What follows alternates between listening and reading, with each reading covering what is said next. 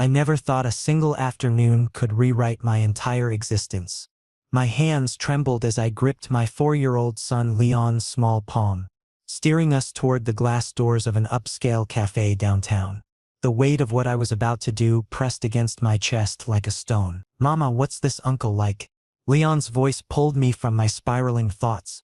Those innocent brown eyes looked up at me with complete trust, the kind that made my heart ache and my resolve strengthen all at once. I crouched down to his level, forcing my lips into what I hoped was a reassuring smile. "I don't know yet, sweetheart.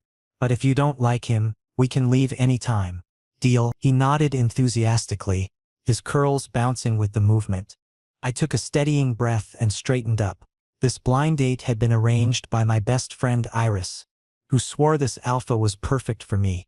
But what did perfect even mean for someone like me? A single Omega father with baggage so heavy it could sink ships. Someone who had learned the hard way that alphas couldn't be trusted. The cafe's interior was bathed in warm amber lighting, soft jazz playing from hidden speakers. My eyes immediately found him, a tall, broad-shouldered alpha already seated at a corner table, and beside him sat a small boy roughly Leon's age. The child was animated, clearly excited about something, his hands gesturing wildly as he spoke to his father. The alpha Damon, according to Iris, looked up as we approached. His gray eyes swept over me first, then dropped to Leon with an expression I couldn't quite read. For a split second, time seemed to freeze. I'd expected judgment, the usual alpha superiority complex, maybe even disgust at seeing an Omega dragging his kid to a first meeting. Instead, what I saw was acceptance, understanding. "No, too early to make assumptions. You must be Clark," Damon said, rising from his seat with fluid grace. His voice was deeper than I'd anticipated, yet surprisingly gentle, lacking the aggressive edge most alphas carried. I managed a nod. "And this is Leon." Leon pressed closer to my leg, suddenly shy, but his eyes were fixed on Damon's son with barely concealed curiosity. "I'm Max," the boy announced cheerfully, waving at Leon like they were already friends. Max appeared to be about 4 years old as well, with his father's gray eyes and an infectious energy that filled the space around him. The two children stared at each other for approximately 3 seconds before Leon's shyness evaporated. Within moments they were chattering about something only 4-year-olds could find fascinating, their voices blending into an excited hum. I slid into the seat across from Damon, hyper-aware of every movement, every breath. My guard was up, walls reinforced and ready. "I know bringing children on a first date is unconventional," Damon began, a hint of uncertainty creeping into his otherwise confident demeanor. "But Max is my world. I didn't want to meet someone only to have them discover later that I come with a package deal and decide they can't handle it." His honesty caught me off guard. I felt my shoulders relax fractionally, though I kept my expression neutral. This was different from what I'd expected. No games, no pretense, just straightforward truth. "I appreciate the transparency," I replied carefully. Damon leaned back slightly, his gaze steady but not invasive. "Clark, I hope you don't mind me asking something personal right away." My entire body tensed. Here it comes. The interrogation. The judgment. "Go ahead. Where's Leon's other parent?" The question landed like a physical blow, even though I'd been bracing for it. My throat constricted, making it difficult to swallow. I glanced at Leon, who was now showing Max something on his small fingers, counting maybe or playing some game they'd invented on the spot. When I looked back at Damon, I kept my voice level. "There is no other parent. Just me." Silence stretched between us, heavy and uncomfortable. I waited for the inevitable follow-up questions, the subtle accusations, the thinly veiled disapproval. Instead, Damon simply nodded once. "Okay. That's all I needed to know." "Wait, what? No prying? No demands for details? No assumption that I must have done something wrong to end up alone?" I blinked, momentarily thrown off balance. Confusion and relief warred inside my chest, neither quite winning. The rest of the meeting passed in a strange blur. Damon ordered coffee and pastries for us, while the boys shared a hot chocolate, giggling over some private joke. We made small talk, safe topics like the weather, the neighborhood, the challenges of raising energetic 4-year-olds. Nothing too deep, nothing too revealing. Yet underneath the casual conversation I could feel something else building. An undercurrent I didn't quite trust myself to acknowledge. Damon was attentive without being overbearing. He asked questions but didn't push when I deflected. He smiled often, particularly when watching Max interact with Leon, and I noticed how his entire face softened in those moments. There was genuine love there, the kind that couldn't be faked. At one point Leon spilled his juice across the table, his face crumpling in embarrassment. Before I could react, Damon was already reaching for napkins, his tone reassuring as he told Leon it was no big deal, that accidents happen to everyone. The casual kindness of the gesture made something twist painfully in my chest. When it was time to leave, Leon grabbed my hand and tugged insistently. "Mama, Max's dad is really nice. Can we see them again?" His enthusiasm was palpable, his face glowing with excitement. I rarely saw. Leon was typically reserved with strangers, taking weeks to warm up to new people. Yet here he was, already attached to this alpha and his son after barely an hour. I glanced at Damon, who was watching us with an expression I couldn't fully decipher. There was warmth in those gray eyes. Yes, but also something deeper.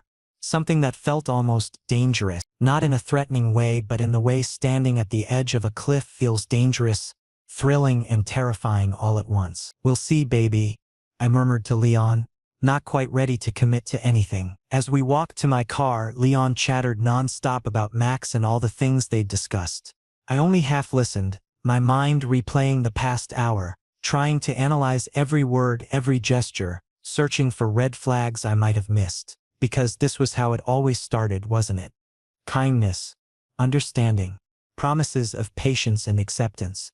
And then, once you let your guard down, once you started believing maybe this time would be different, that's when everything fell apart. I buckled Leon into his car seat, my movements automatic. As I slid behind the wheel, I caught my reflection in the rearview mirror. The face staring back at me looked tired, wary, but also hopeful. No, I couldn't afford hope. Hope was a luxury for people who hadn't already been shattered. Still, as I drove home through the late afternoon traffic, Leon's happy voice filling the car, I couldn't stop wondering, could this actually be a new beginning? Or was I simply walking straight into another heartbreak, this time dragging my innocent son along with me? For the 5th time in as many minutes, I stared at my phone screen. Damon's text glowed up at me. "Leon and Max hit it off. Maybe we should let them meet again. Coffee this Saturday?" 2 days. I'd been staring at this message for 2 days without responding. My thumb hovered over the keyboard, dozens of responses forming and dissolving in my mind. The rational part of me screamed warnings. Don't get involved. Don't let Leon get attached. Don't open yourself up to inevitable disappointment. But another part, smaller and more fragile, whispered that maybe I was being unfair. Maybe not every alpha was like him. "Mama, when are we seeing Max again?" Leon's question interrupted my internal debate. He'd asked the same thing every single day since our cafe meeting, his eagerness never wavering. I looked at my son, really looked at him. Leon was typically cautious around new people, often hiding behind my legs at social gatherings, taking months to warm up to classmates. Yet with Max, he'd bloomed instantly, laughing and playing without reservation. How could I deny him that joy because of my own fears? My fingers moved before I could overthink it further. "Saturday works." Damon's reply came within seconds. "Perfect. Same cafe, 11 a.m. By Saturday morning, my nerves had reached critical levels. I changed my shirt 3 times, second-guessed my choice of Leon's outfit twice, and nearly canceled via text at least 4 times. Only Leon's palpable excitement kept me from backing out entirely. When we arrived at the cafe, I expected to find Damon waiting at the same corner table. Instead, he stood near the entrance with Max. But this time he was carrying a wicker picnic basket that looked suspiciously well packed. "I hope this isn't presumptuous," Damon said as we approached, a slight uncertainty in his expression. I thought the park might be better than being cooped up inside. More space for the boys to burn off energy. Leon's face lit up like a sunrise. "A picnic? Yes. Please, Mama. Please." How could I say no to that? The park sounds fine. The nearby park was experiencing one of those perfect spring days. Clear sky, gentle breeze, birds singing from tree branches. Max and Leon took off running the moment we arrived, their laughter echoing across the open grass. Damon spread a large blanket under a sprawling oak tree and began unpacking the basket. Sandwiches, homemade cookies, fresh fruit, juice boxes, everything meticulously prepared. Did you make all this yourself? The question slipped out before I could stop it, surprise evident in my tone. Damon glanced up, a slight smile playing at his lips. Cooking helps me relax. Plus Max is particular about his sandwiches. He only likes them when I make them. He said it so casually as if it were the most natural thing in the world for a presumably successful alpha to spend his morning making picnic food. Most alphas I'd encountered wouldn't know their way around a kitchen if their lives depended on it. We sat in comfortable silence for a while, watching the boys play. Then Damon shifted, turning to face me more directly. Clark, I want to be upfront with you about something. My shoulders tensed automatically. Here comes the catch. I won't pry into your past if you're not ready to share it. Everyone has their reasons for being where they are. But I do need to know one thing. Are you actually interested in getting to know me? Or are you here solely because Leon enjoys Max's company? The directness of the question stole my breath. No dancing around the subject. No subtle hints or manipulative tactics. Just honest inquiry. I met his gray eyes, saw nothing but genuine curiosity there. Honestly, I'm not entirely sure. I don't trust alphas easily. Past experiences taught me to be cautious. But you seem different somehow. I can work with different, Damon said quietly. I'm patient. I can wait while you figure out what you want. The scent drifted toward me on the breeze. Pine and rain. Clean and grounding. As an omega, I was acutely sensitive to alpha pheromones, and Damon's carried an unusual quality. Most alphas smelled aggressive, dominating, almost overwhelming. His was strong but not invasive, comforting rather than threatening. Papa! Leon fell down. Max's shout shattered the moments. Both of us were on our feet instantly, rushing toward where Leon sat on the ground, holding his knee and crying. Blood seeped from a scrape, not serious but painful for a 4-year-old. I reached for my son, but Damon got there first.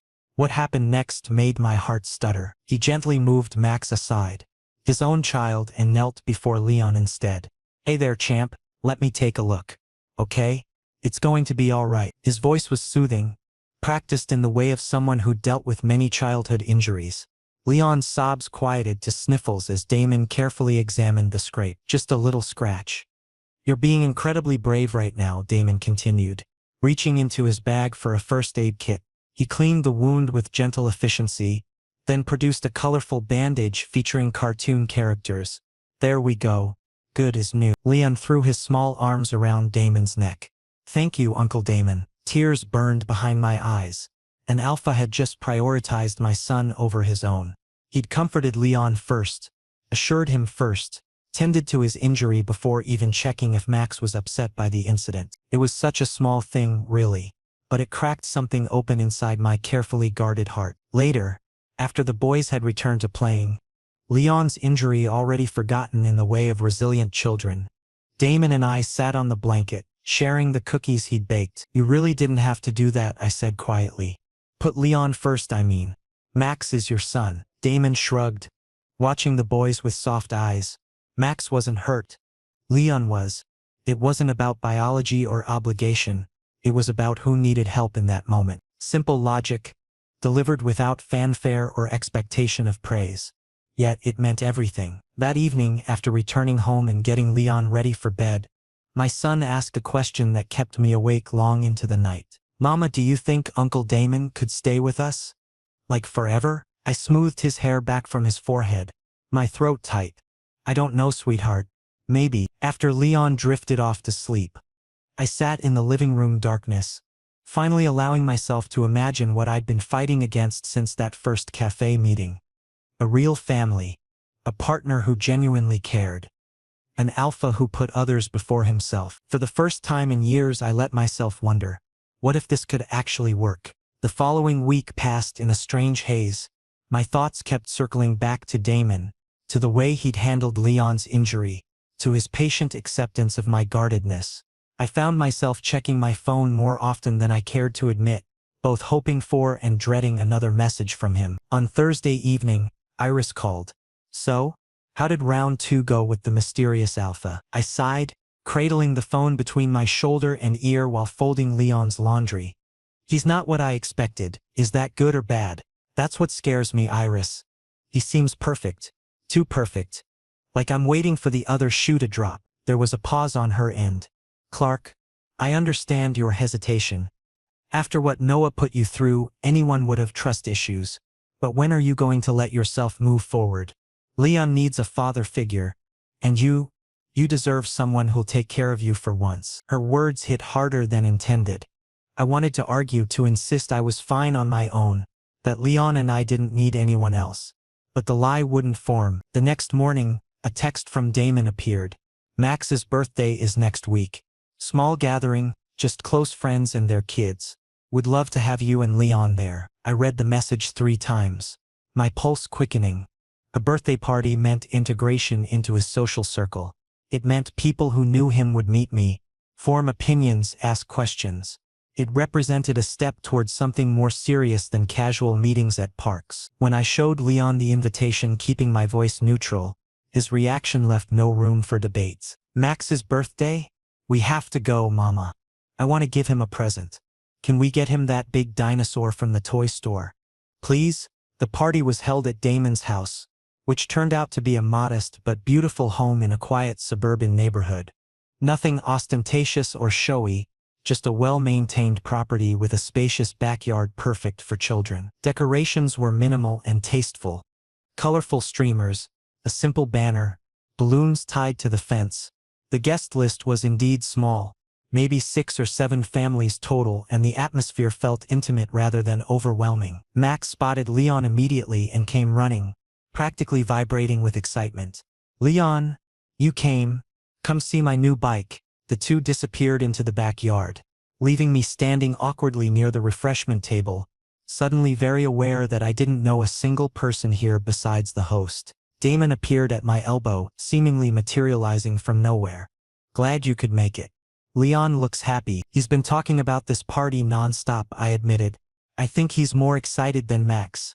We stood in comfortable silence, watching the children play elaborate games that made sense only to them. Other parents mingled nearby, their conversations a low hum of adult pleasantries. After a while, Damon touched my elbow lightly. Can I steal you for a minute? There's something I want to discuss. Privately, if you're comfortable with that. My heart rate spiked immediately, but I nodded. We walked to the quiet corner of his backyard, away from the party noise, near a small garden that showed signs of careful tending. Damon took a breath, as if steadying himself. I know we've only met a few times. I know you're cautious, and you have every right to be. But I need you to understand something. He paused, seeming to choose his words carefully. I waited, hardly breathing. When I first saw you and Leon walk into that cafe, something shifted inside me. It wasn't just attraction, though you're certainly attractive. It was deeper than that, recognition maybe. Like seeing something I didn't know I'd been searching for. My hands trembled slightly. No one had ever spoken to me like this, with such raw honesty. Max's mother left when he was 6 months old, Damon continued, his voice taking on a harder edge. She decided motherhood wasn't what she wanted after all. Just walked away without looking back. Since then, I focused entirely on Max. Dating seemed pointless, potentially disruptive to his stability. I convinced myself we were fine, just the two of us. He turned to face me fully, his gray eyes intense. Then Iris mentioned you. A single omega father raising his son alone, fighting against a world that often judges single parents harshly. I was intrigued. And now that I've met you, now that I've seen how you are with Leon, how strong and dedicated you are, Clark, I want to be part of your life. Both of your lives. Damon, he held up a hand gently. Let me finish, please. I'm not asking for immediate commitment. I'm not demanding you trust me overnight. What I'm saying is that I'm willing to earn it. However long that takes, whatever I need to do to prove I'm not going anywhere, I'll do it. Tears pricked at my eyes despite my best efforts to remain composed. For years I'd built walls around my heart, convinced myself that independence was safer than vulnerability. But standing here, listening to this alpha promise patience and dedication, those walls began to crack. My past is complicated, I whispered, the confession spilling out before I could stop it. Leon's biological father, when I told him I was pregnant, he demanded I terminate. Said he wasn't ready to be a father, that an omega pregnancy would ruin his career plans. When I refused, he disappeared completely. Changed his number, moved away, cut all contact. I haven't heard from him in over 4 years. Damon's jaw clenched, a muscle ticking there. His scent shifted subtly, becoming more intense, protective. That coward didn't deserve you or Leon. I raised Leon entirely alone. I continued, the words flowing now that I'd started. Every sleepless night, every doctor's appointment, every milestone, just me. I learned not to depend on anyone, not to expect help or support. It was safer that way. But safer doesn't mean happier, Damon said softly. Before I could respond, he closed the distance between us and pulled me into an embrace. Not aggressive or demanding, just solid. Safe. His arms wrapped around me like a shield against everything that had ever hurt me, and I broke. Years of holding everything together, of being strong for Leon, of pretending I didn't need anyone. It all came crashing down. I cried into Damon's shoulder while he held me, one hand rubbing slow circles on my back, murmuring quiet reassurances. You're not alone anymore, he said when my sobs finally quieted to shaky breaths. I know you don't fully believe that yet, but I'll prove it to you, Clark. Day by day I'll prove it. He cupped my face gently, his thumbs wiping away the remaining tears. The tenderness in his expression nearly undid me all over again. That night, driving home with a sleepy Leon in the back seat, I allowed myself to wonder something I'd thought impossible. What if I actually deserved this? What if second chances were real? Something fundamental shifted after Damon's embrace at Max's birthday party.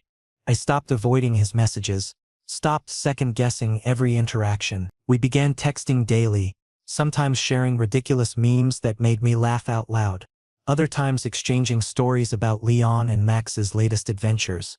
Slowly, almost imperceptibly, I realized I was developing feelings that went beyond simple attraction or gratitude. The fear still lurked beneath the surface, a constant companion I couldn't quite shake, but it no longer paralyzed me. 2 weeks after the party, Damon called rather than texted. I have a proposal, he said, his voice carrying a hint of nervousness. I'd rarely heard from him, just the two of us this time. Dinner.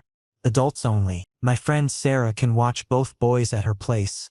They already know her and love going there. My immediate instinct was to decline, to cite a dozen reasons why it wasn't a good idea. Instead, I heard myself saying, all right.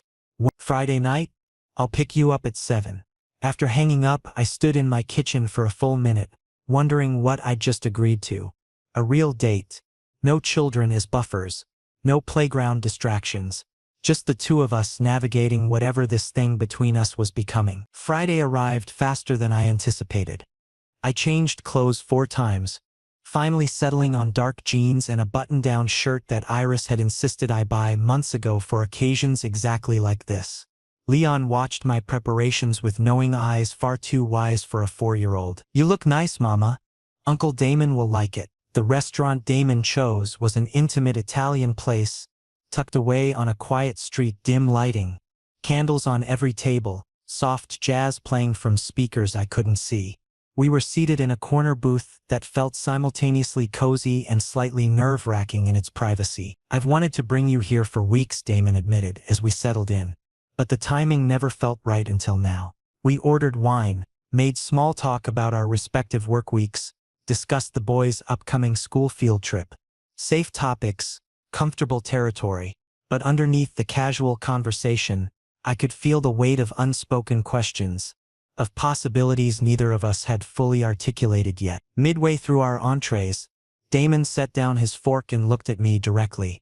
Can I ask you something that might seem premature? My stomach tightened.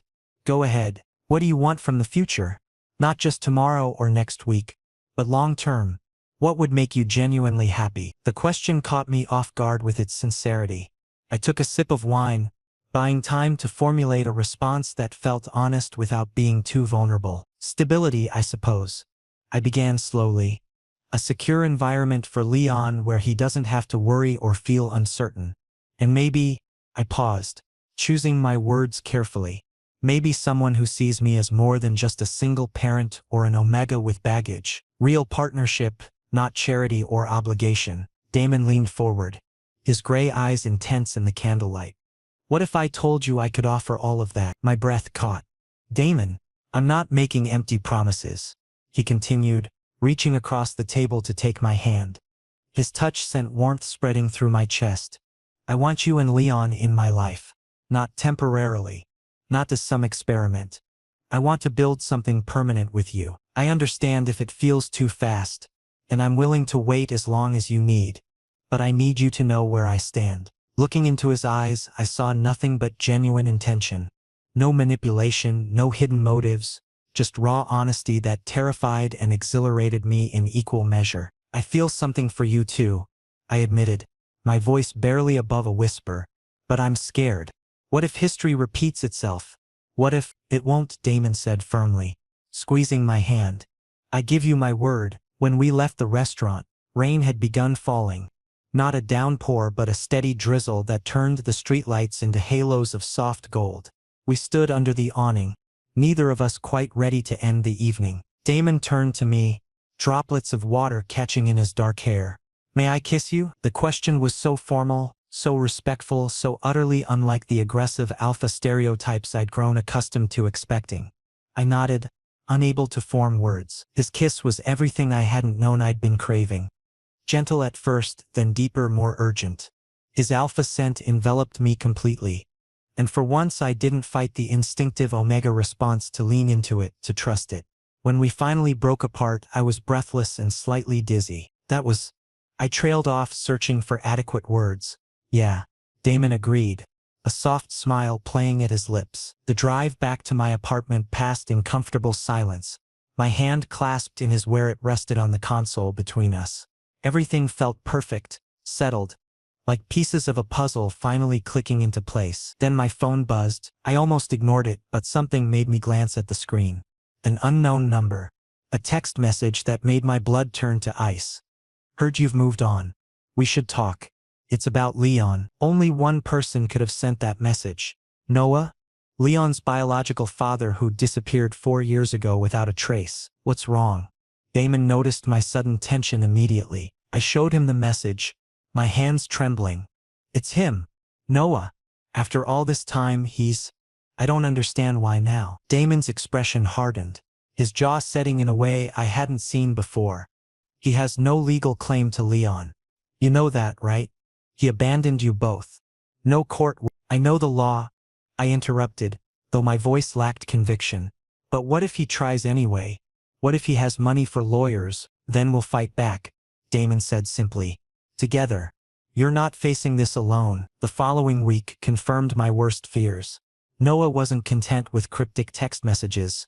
He showed up outside Leon's preschool one afternoon, forcing me to confront the man who'd shattered my life years ago. He looked older, more weathered, but still carried that same entitled air that had first attracted then repelled me.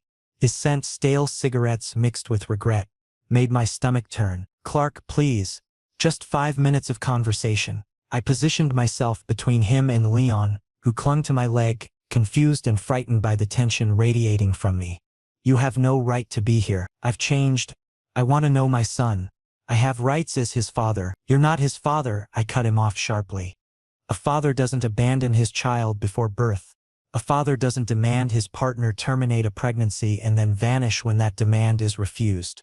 You're nothing but a coward who ran from responsibility. Noah's face flushed with anger. I'll take this to court. File for custody. You can't keep me from him forever. Before I could respond, a familiar presence appeared beside me. Damon, who must have been on his way to pick up Max from the same school, positioned himself slightly in front of both Leon and me, a protective barrier without being overbearing. You won't do anything of the sort, Damon said, his voice carrying a dangerous edge I'd never heard before.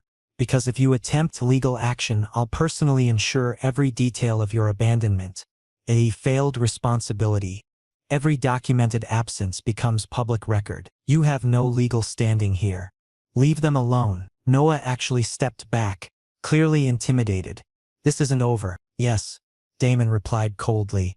It is. After Noah fled, I turned to Damon, emotions overwhelming me, gratitude, relief, residual fear all tangled together. "Thank you," I managed. He pulled me into an embrace. Mindful of Leon still clinging to my leg, I meant what I said. "I'm always going to be here. Always." That night, after Leon fell asleep clutching his favorite stuffed animal a little tighter than usual, I made myself a promise. I wouldn't let fear win this time. Because I wasn't fighting alone anymore. Noah's reappearance transformed my life into a waking nightmare. Sleep became nearly impossible, my mind constantly cycling through worst-case scenarios. What if he actually followed through on his custody threats? What if some judge decided Leon needed his biological father regardless of the man's history? The anxiety consumed me, and despite my best efforts to hide it, Leon began noticing the change. "Mama, you seem sad," he observed one evening during dinner. His small face creased with worry that no 4-year-old should have to feel. I forced brightness into my smile. "I'm fine, sweetheart. Just tired from work." But Leon was perceptive beyond his years. He knew something was wrong, even if he couldn't articulate exactly what. Damon insisted we take immediate action rather than waiting for Noah to make his next move. He arranged a meeting with his lawyer, Rachel, a sharp-eyed woman in her late 40s with an impressive track record in memo law. "Mr. Clark," Rachel said after reviewing the documentation I'd brought, "you have absolutely nothing to worry about from a legal standpoint. Noah Williams voluntarily abandoned his parental responsibilities before Leon was even born. He's provided no financial support, made no contact, established no relationship whatsoever. No judge in this jurisdiction would grant him custody or even unsupervised visitation based on what you've shown me." Her confidence provided some relief, but the knot in my stomach remained. I'd learned the hard way that law and reality didn't always align perfectly. Then Noah escalated in a way I hadn't anticipated. He launched a social media campaign, posting carefully crafted messages that painted himself as a reformed father, desperately trying to reconnect with his son, blocked at every turn by a vindictive ex-partner. The posts were vague enough to avoid outright lies, but misleading enough to garner sympathy from people who didn't know the full story. Within 48 hours, dozens of strangers were commenting on his posts, calling me selfish, questioning my fitness as a parent, suggesting I was denying Leon his right to know his biological father. "It's all fabrication," I told Damon, my voice rising with frustration and hurt. "These people don't know anything about what actually happened, and he's manipulating them into thinking I'm the villain." Damon pulled me close, his steady presence grounding me when I felt ready to shatter. "The people who matter, who actually know you, understand the truth. Everyone else's opinion is irrelevant." Rachel's drafting a cease and desist letter citing defamation. Rachel's legal notice had the desired effect. Within 2 days, Noah deleted all his posts and went silent on social media. But the damage lingered.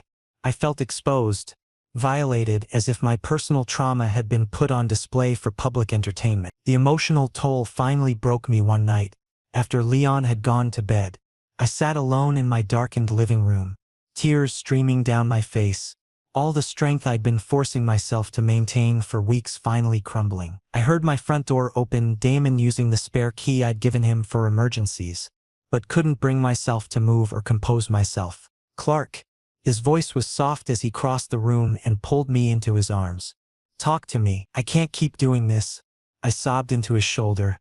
"I'm so tired, Damon. Tired of being strong, tired of fighting, tired of pretending everything's under control when I'm falling apart inside. I'm tired." He held me tighter, one hand stroking my hair while the other pressed firmly against my back. "You are strong, stronger than anyone I've ever met. But strength doesn't mean carrying every burden alone. That's what I'm here for, to share the weight." When my tears finally slowed, he tilted my face up to meet his eyes. The intensity there took my breath away. "I love you, Clark." Time seemed to stop. The words hung in the air between us, simple and profound and terrifying. "What?"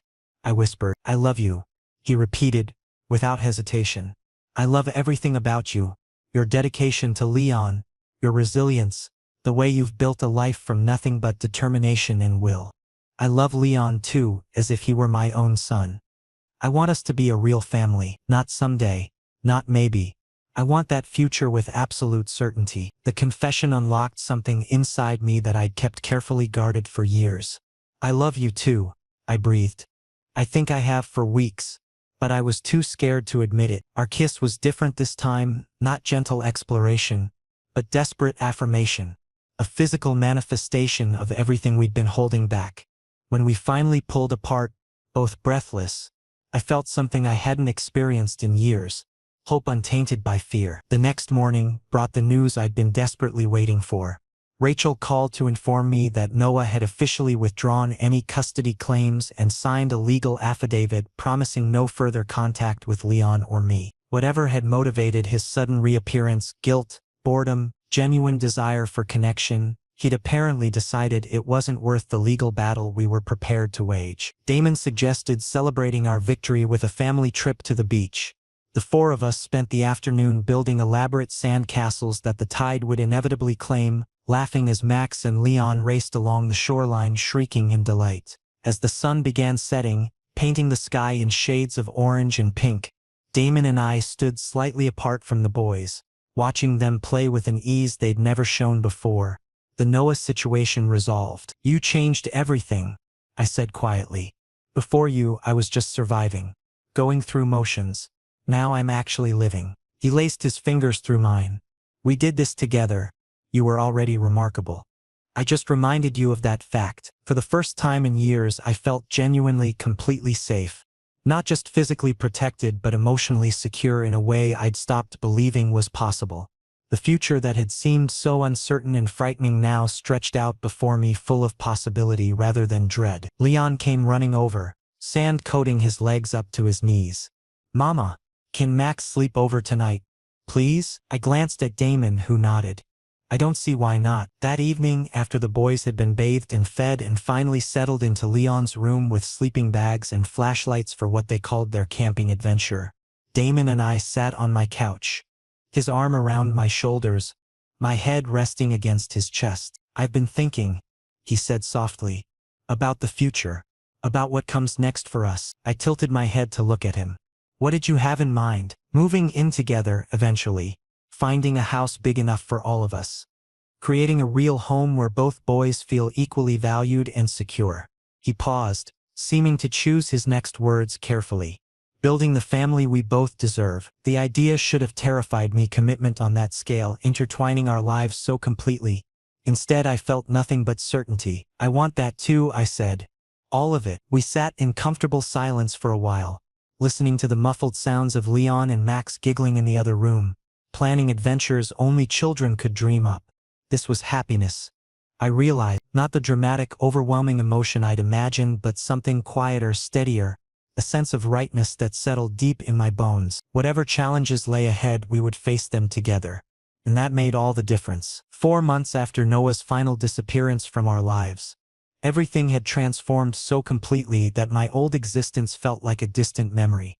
Damon and I were officially a couple, openly discussing plans to combine our households into something larger, more permanent. Leon and Max had evolved from playmates into something resembling genuine brothers, inseparable at school, on weekends, in every aspect of their daily lives. I was happy, genuinely, profoundly happy in a way I'd convinced myself was reserved for other people.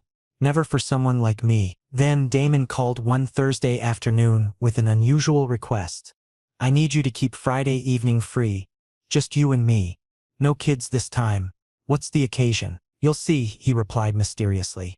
Dress nice. I'll handle everything else. The secrecy made me curious and slightly nervous.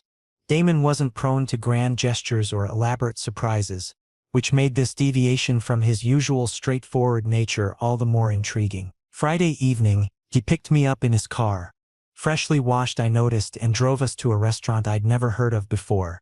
When we arrived, I understood why. The place occupied the entire top floor of a downtown building, offering panoramic views of the city through floor-to-ceiling windows. Our table sat in a private corner, somehow managing to feel intimate despite the open space around us. This is incredible, I said as we were seated. What are we celebrating? Damon smiled, that particular smile he reserved for moments when he knew something I didn't. Life. Us.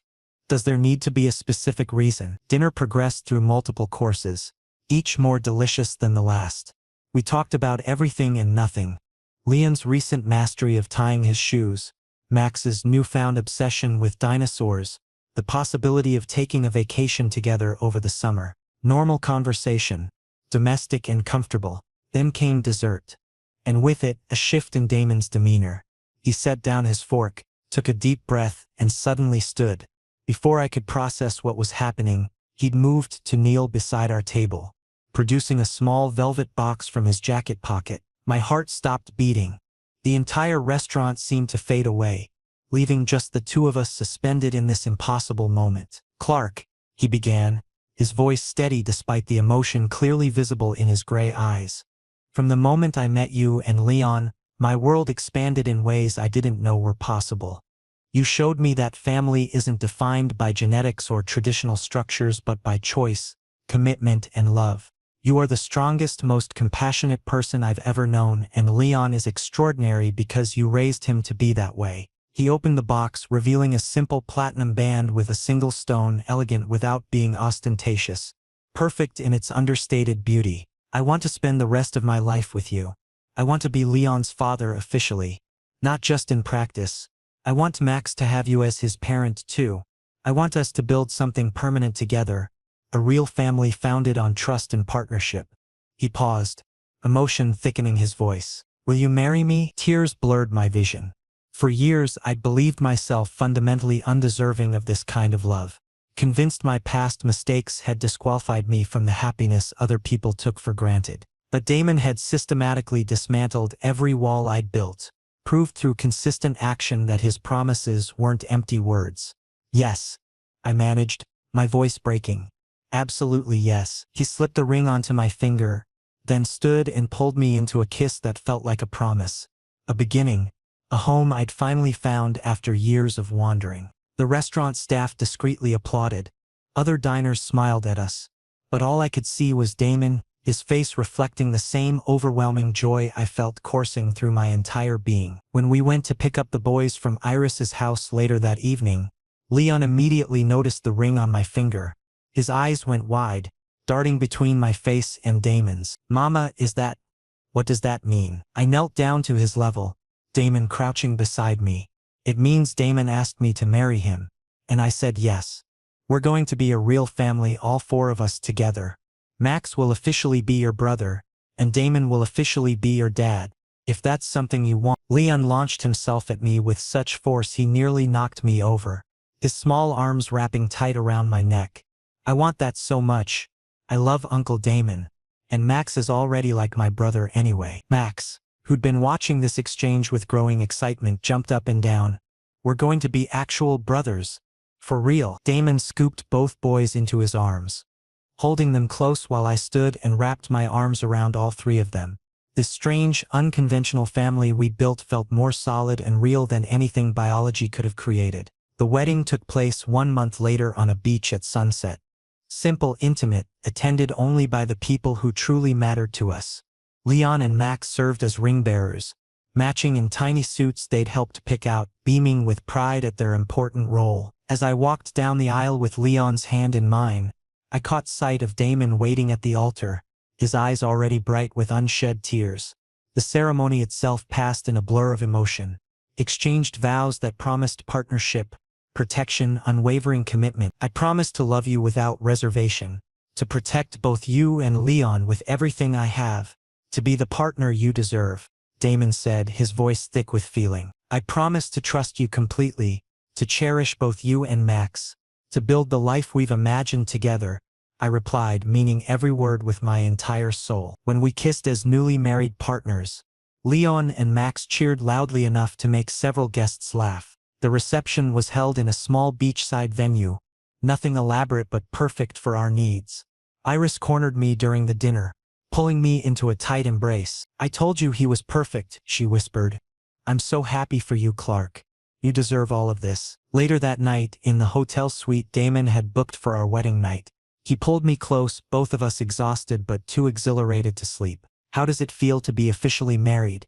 he asked, pressing a gentle kiss to my forehead. Like coming home after being lost for a very long time, I answered honestly. We lay there in comfortable silence and I found myself reflecting on the journey that had brought us to this point. The blind date I'd almost canceled. The fear I'd almost let win. The second chance I'd almost convinced myself I didn't deserve. Life had taught me that endings weren't always happy. That love didn't conquer all obstacles through pure sentiment alone. But it had also shown me that sometimes when you least expected it, the universe offered redemption. That single parents could find partners who saw their children as gifts rather than burdens. That families could be chosen rather than assigned. That broken hearts could heal if given the right circumstances and the right person. Damon, Leon, Max and I. We were proof that second chances existed. That love, when genuine and committed, could overcome tremendous obstacles. That the family you build yourself could be stronger than the one biology guides. I had finally found my place in the world. In Damon's arms. In our children's laughter. In the home we would create together. And it was everything I'd stopped believing possible.